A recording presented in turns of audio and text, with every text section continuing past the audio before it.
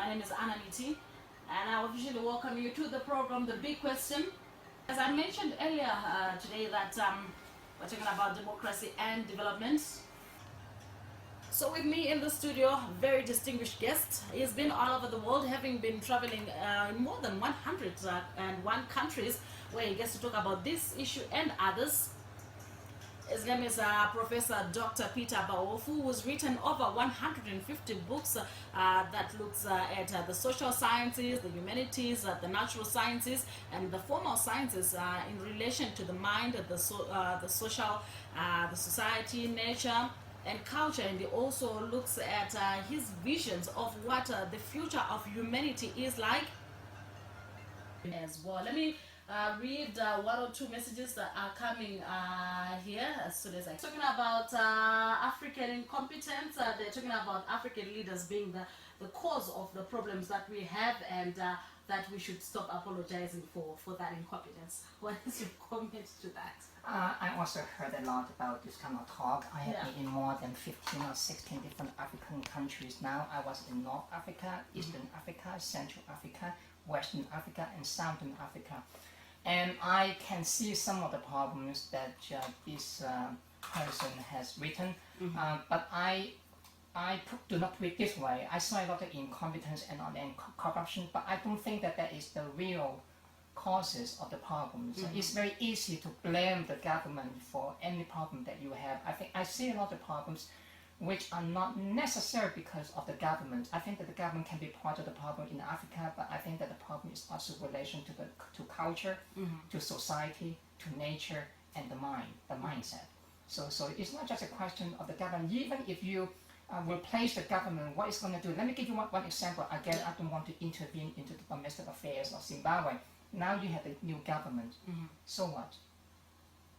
Interesting. You see that? Just by changing the government, does that eliminate the problems? Now, in America, we have Trump. There's the new government. So what? Does he fix many of the problems America is facing? A lot of people are still very angry, even angrier. So you see that just by blaming the government by itself is not the problem. It's not a solution. So I think that it's time to go beyond that kind of blaming. Think about this. Before that, during the colonial era, they blamed the Europeans and the white for the problems in Africa. But now they left because of post-colonial legacy. Now they blame on the government. Now, interestingly, they blame the Chinese for the problem in Africa. So I'm thinking that stop the blaming game is good.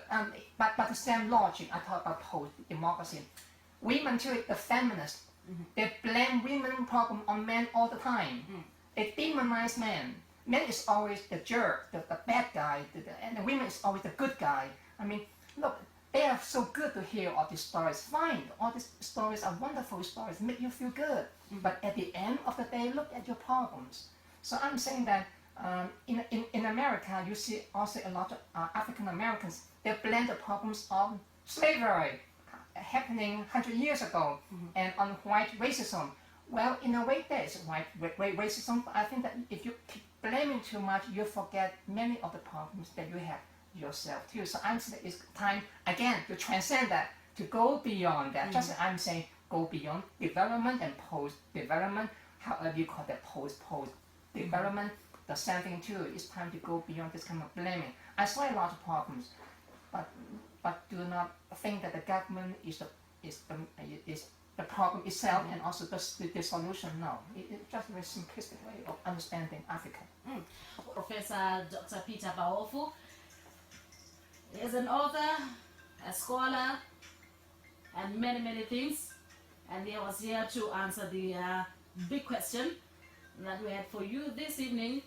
Do stand by for the news bulletin at 8 coming up next.